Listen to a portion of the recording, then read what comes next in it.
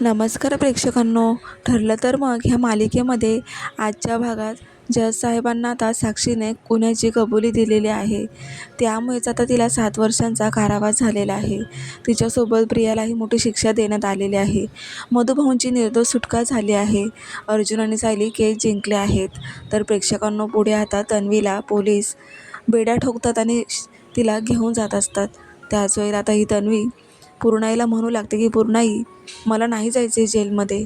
त्या आता मागचा पुढचा विचार न करता त्या 4 चौघांमध्ये प्रियाच्या जोरात कानाखाली ओढतात. तर आता प्रिया खूपच घाबरते. आता ती कल्पनाला सुद्धा तेच म्हणत असते की आई तुम्ही तरी, असं म्हणताच कल्पनासुद्धा तिच्या कानाखाली ओढून देतात आणि म्हणतात की तुझ्यावर विश्वास ठेवला, त्याचं हे फळ दिलंस, आता तू शिक्षा भोग. त्यानंतर आता तिथे सायली येते. तर प्रियाला खूप रडू येत असतं. ती म्हणते की सायली, मला नाही शिक्षा भोगायची आहे, प्लीज मला सोडवू नका यातून. त्यावर सायली तिच्या जोरात कानाखाली ओढते आणि म्हणते की तुझी हीच लायकी आहे, आता 7 वर्ष तू जेलमध्ये सडत पड, तुला ही शिक्षा बरोबर आहे.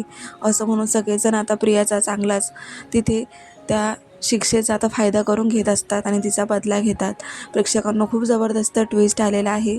2 वर्षांपासून महाराष्ट्रात गाजलेल्या केसचा निकाल जाहीर झालेला आहे. अर्जुन केस जिंकला आहे, मधुभाऊंची सुटका झालेली आहे आणि सायली जिंकलेली आहे. खूप आनंदात आहे ती. अशाच प्रोमोसाठी चॅनलला सबस्क्राईब करा. धन्यवाद.